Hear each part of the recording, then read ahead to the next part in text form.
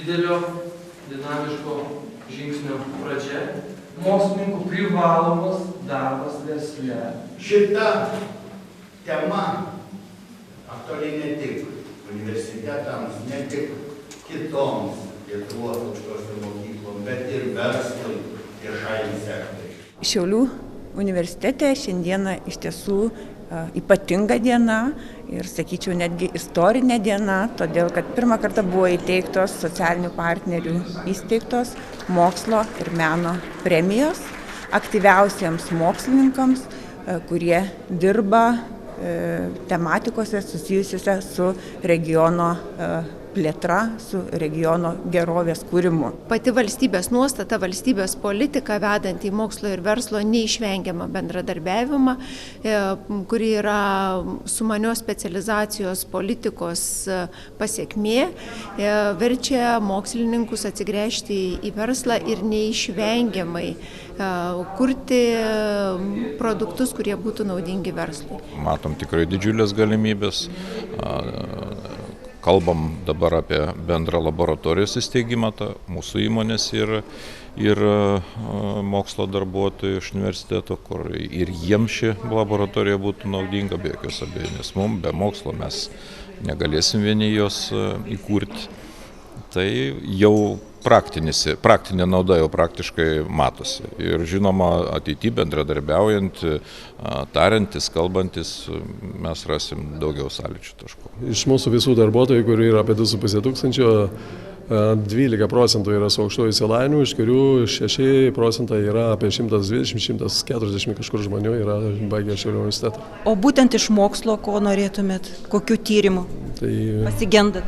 Technologiniai visokie tyrimai, tai gali būti produktų kūrimai, rengimų kūrimai, valdymas, finansų valdymas, marketingai, čia visą gama galėtų būti bendros veiklos. Šiandien tas vienas renginys buvo padarytas dėl to, kad vieni kitus pamatytų ir verslininkai pamatytų, kad ne jisai vienas bendrauja su universitetu ir kad tarpusavyje dar galėtumėm pasikalbėti tiek, ką mokslininkai daro neformaliuose diskusijose, tiek išklausyti kelis pranešimus, kurie buvo galbūt visai naujiena verslininkam apie mokslo darbus. Aš labai džiaugiuosi ypač tuo, kad didelį dėmesį skiriame jauniesiems mokslininkams, doktorantams, kad jų tematikos, siekiame, kad jų tematikos iš tiesų būtų praktiškai pritaikomos ir būtų reikalingos tai aplinkai, kurioje mes gyvename.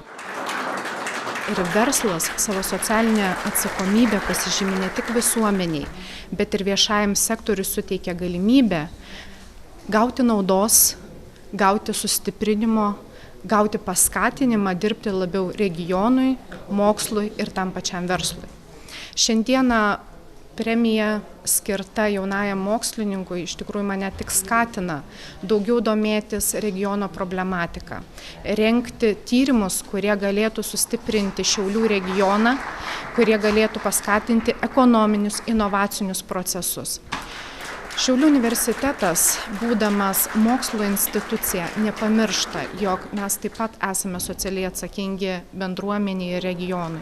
Ir šitas trigubos spiralės modelio, kai bendradarbiauja universitetas, valdžia ir mokslas, įgyvendinimas ir realizacija šitos konferencijos ir apdovanojimo metu rodo, jog vis dėlto Lietuvos verslo mentalitetas keičiasi, universitetų mentalitetas keičiasi, mes labiau orientuojamės į vakarietišką filosofiją, kur universitetas, mokslas ir valdžia tai yra vienas darinys skirtas dirbti regiono ir šalies labui. Pasaulis globalėja ir istorija irgi kaip mokslas jinai keičiasi pati mokslo paradigma ir šiandien mes vis dažniau atsigrėžiame ir bandome ieškoti tam tikrų sąsajų ne tik su praeitimi, tačiau ir su kitomis kultūromis, surasti savo vietą per lietuvišką mentalitetą, per verslo istoriją, per pramonės istoriją ir panašiai. Tai verslas vėlgi lygiai taip pat, kad neišradinėtų dviračio,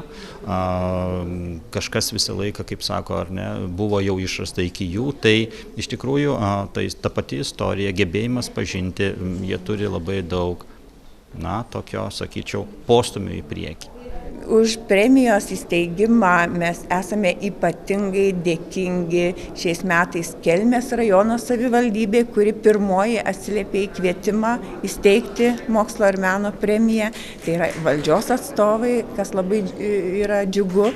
Ir taip pat labai džiaugiamės verslininkų iniciatyva ir šiais metais įsteigiant mokslo ir meno premiją dalyvavo uždaroji akcinė bendrovė Bodesa ir Polieta. Ne pats įvertinimas turbūt svarbiausia.